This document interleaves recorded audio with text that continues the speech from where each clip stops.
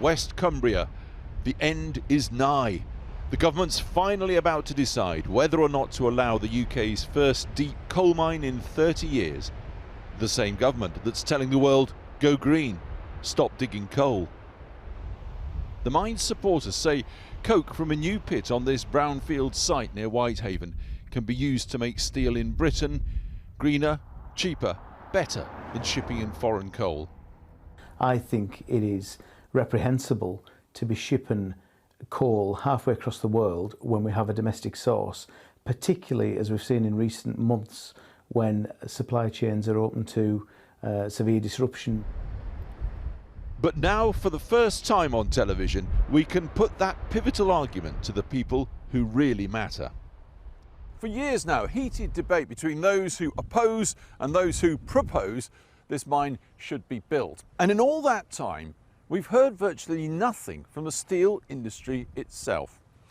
But tonight, all that changes. Two key figures from the industry have gone on camera to give their views about whether our steel industry wants or does not want a mine to be sunk just up the coast behind me.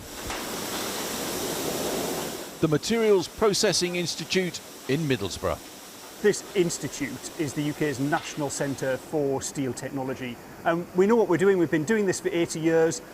So what about that central argument that the steel industry wants domestic coal and there's a market? But I don't think I've heard anybody in the UK steel industry come out and say what we really want now is a coal mine.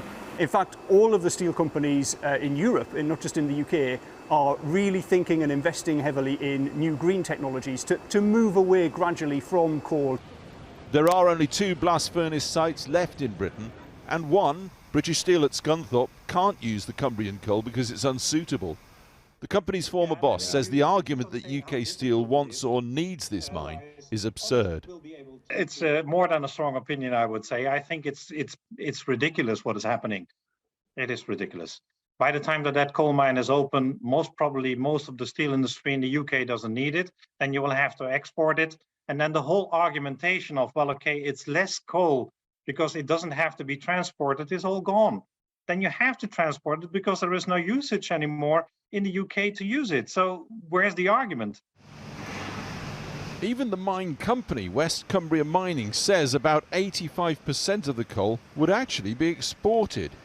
But there's another reason now to open the mine, say its supporters. We imported nearly 1 million tonnes of coking coal from Russia last year.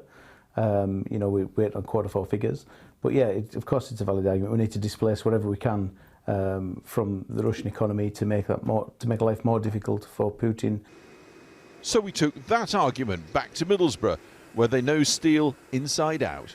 This mine will not displace 1 tonne of Russian coal from the UK market. And the reason for that is Tata Steel, the only potential client for this coal from this mine, have already removed all Russian coal from their system, and they've announced that.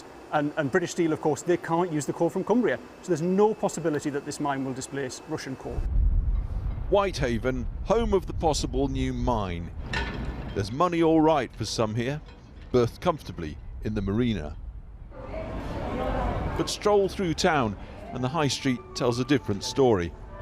Many here want this mine to happen because of 3 things: jobs, jobs and jobs. Bring more jobs to the place, won't it? Whitehaven could do with yes. that. Oh well, I could do. It's like a dead city around here now. It needs jobs, it needs shops full. As you can see, half the shops are empty. Environmentally, I'd be against it, but I can understand them wanting to do something for Whitehaven because there are a lot of closed shops. Voices backed by many local, regional councillors and MPs.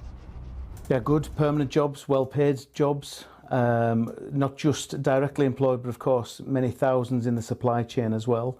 Again, UK steel industry experts say the jobs promised from Cumbria just doesn't stack up. I don't think that those jobs will come because, as I said, the steel industry will go a different direction, and therefore they won't need at least so much coal anymore, and it will be gradually less and less and less. We put all the points raised in this report to West Cumbria Mining. They declined to comment. The ghosts of former pits still dot the West Cumbrian landscape. Government politics now demands levelling up, jobs, domestic energy. But tonight the steel industry has broken its silence, telling the government coal mining in Cumbria will not help meet those demands.